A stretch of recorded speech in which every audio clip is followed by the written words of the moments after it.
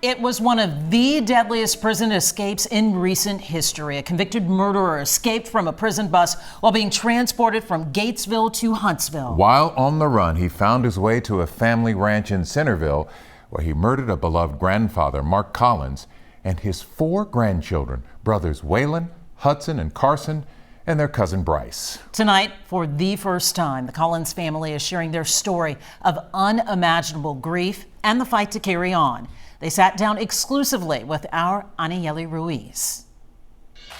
For a mother and father to lose all of their children in such a manner, I mean, that's just something that doesn't happen, in the modern age. And it did to us. 3 years later, the memories of May and June 2022 are still raw.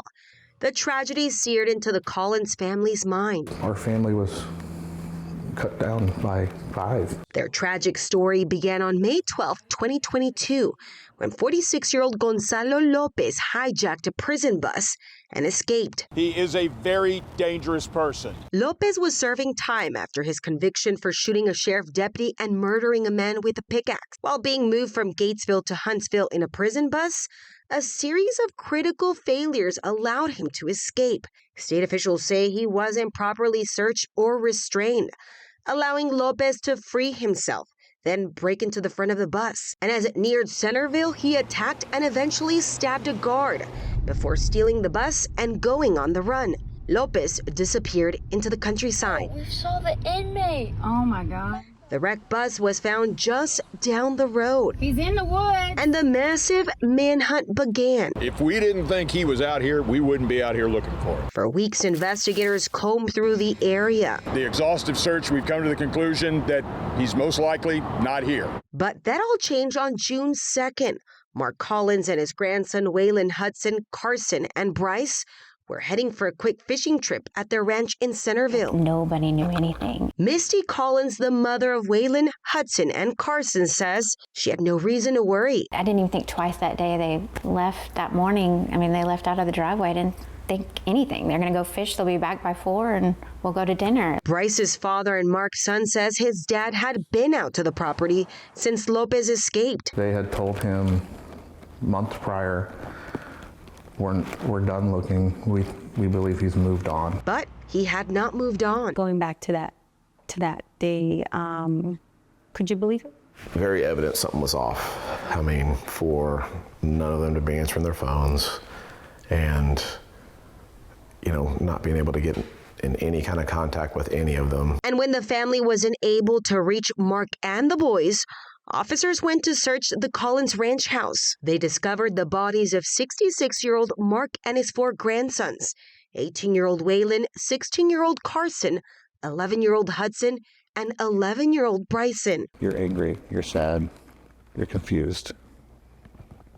There's so many questions. You're just, what do I do? What do we do? Lopez had stole several firearms in the family truck, and he was on the run again. Hours later, he would die in the shootout with police in Jordanton, south of San Antonio. Do you ever blame anybody? I don't have all the details, and I'm not one to point blame on anyone. We have had people reach out and just tell us they're sorry. And we forgive them. There's no denying that mistakes were made.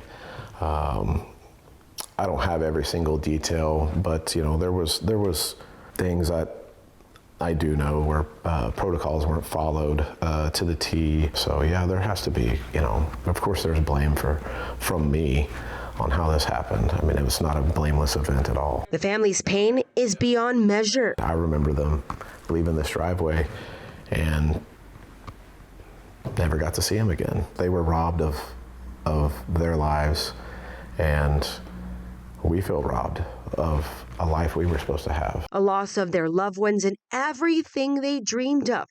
Birthdays, holidays, and futures that'll never be. Anieli, they're so strong, yet still there is this immense sense of loss. How do they cope day to day? You know, just like you said, they take it day by day, but they're grateful. They have their faith, they have each other, and they say they have a great community that's really supporting them and uplifting them. It's really quite something. Much more to your story. You'll be back to share it with us. That's right. Tonight at 10, we'll be able to share a little bit about what the family is doing to try to keep that memory alive, also with what a teen is doing at the state capitol to help them. Keep the memory alive, streaming two-part special on KHU 11 Plus. That's right. Wow, it's really something to see. Yeah.